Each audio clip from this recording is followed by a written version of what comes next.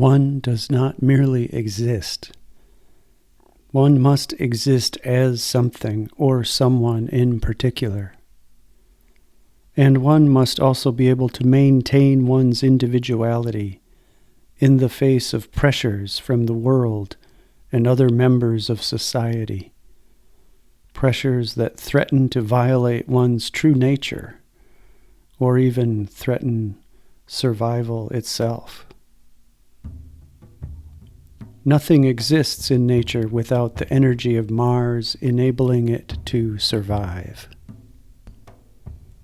Everything maintains its true nature through Mars energy. Mars energy is extremely individual, emphasizing differences rather than similarity. This is one trait that Mars shares with Saturn. In excess, Mars may cause one to attempt to survive by eliminating others who might compete. Thus, one person's Mars may be a threat to another's. This is the source of conflict, the inability of two people's Mars energies to operate in the same space. Excess aggression is nothing more than an overabundance of survival energy, which feels like it must control everything nearby.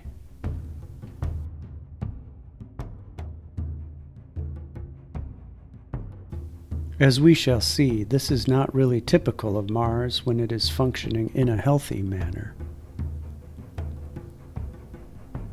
Like the Sun, Mars is a yang energy that enables one to get things done. But it is only effective when it works for an entity's survival and self-expression. Mars energy is self-centered, not altruistic. But it can be transmuted to appear selfless. In war, for example, people may be willing to sacrifice themselves for the good of the state. But for this to happen, they must identify their own survival and their need to be whatever they are as a people with the survival of the nation. When the people become aware that a war is being fought solely for the benefit of the ruler, they will not fight with the same kind of selfless energy. When one's Mars energies are challenged, one reacts with the fight or flight syndrome.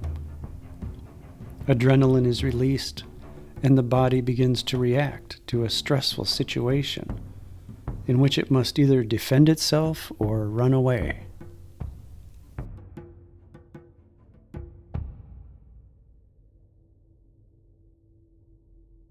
In ancient mythology, Mars, or Ares as he was called in Greek, was accompanied by Phobos and Deimos, which mean fear and panic. Today, these are the names of Mars moons. Fear and panic are aspects of the fight or flight syndrome and are thus attributes of Mars. One only has to realize that all it takes to activate this side of Mars in many people is to put them up before a large group of people to speak. The body reacts to the crowd as if it was a predator. This makes clear the level of primitivism that may creep into our actions when we behave according to Mars energies. Although fear and panic are aspects of Mars energy, they do not represent its normal functioning. Mars normally is more fight than flight, and only when it is weakly placed in a chart is it likely to come out as fear. Fear comes from insecurity. Insecurity comes with a poorly operating Mars or Sun. Note, however, that a very strong-seeming Mars may disguise a weak one. Domineering or bullying behavior is not the normal style of an adequately strong Mars. Those who thrill to the glory of competition and enjoy testing their own courage are really the ones in whom Mars is strong. They like to see how far they can go in any endeavor, and how strong they are with respect to the others. But the strongest Mars types of all have little desire to compare themselves to others. They prefer to improve on their own performance, constantly becoming better and stronger.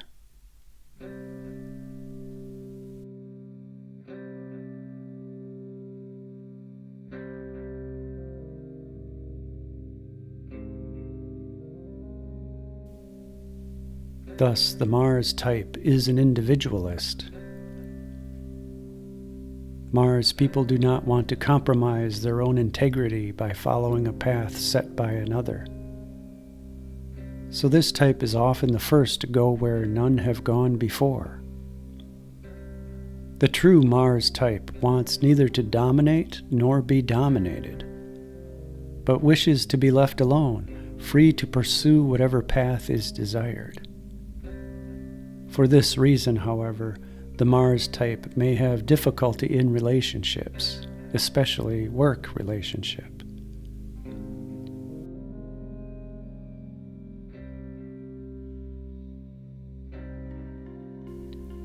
In love, the Mars type needs a partner who is an independent equal, capable of going his or her own way when necessary.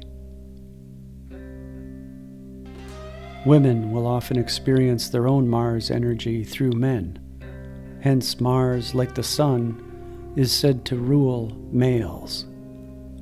This is also changing as women become more in touch with their own yang. But anyone can experience Mars through other people who are associated with force, strength, or vigor.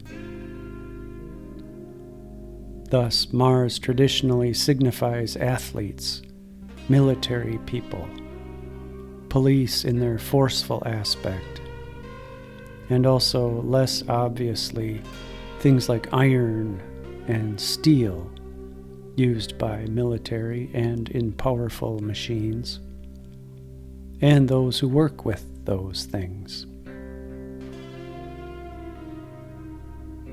In a healthy body, Mars represents the vigor and vitality of movement, and especially the muscles. But it can also manifest as irritation, inflammation, infection, and fever. Mars can be one of the principal significators of operations and accidents. These difficulties only manifest when, for some reason, the normal psychological channels for Mars expression are blocked.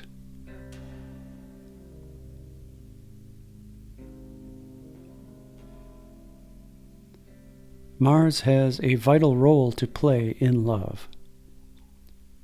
Obviously, as the planet of conflict, it does not symbolize love itself, but it is necessary for love.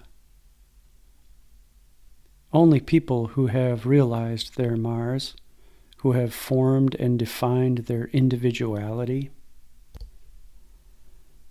and learned to maintain it in the face of resistance, they can truly love and be loved.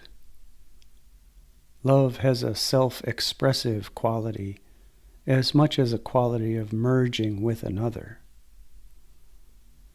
In fact, many animals, including humans, in them there is a strong connection between sexual behavior and fighting. The intensity of sexual passion is the result simultaneously of the expression of selfish energy, Mars, and an experience of merging, Venus.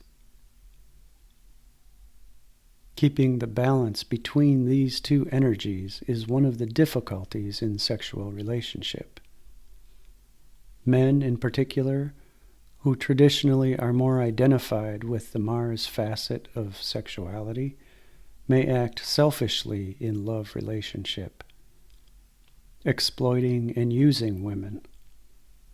Women, on the other hand, who have traditionally been identified with the Venus aspect, may demand too little of a relationship and may be exploited. This too is changing as both sexes are becoming increasingly aware of the need to experience both Venus and Mars in sexual expression.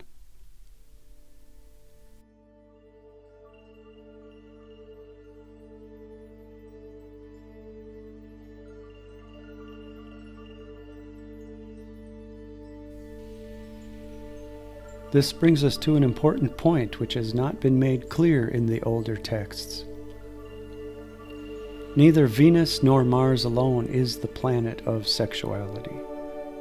It is the combination of the two that rules sexual passion. And other planets, including Pluto, have lesser roles to play.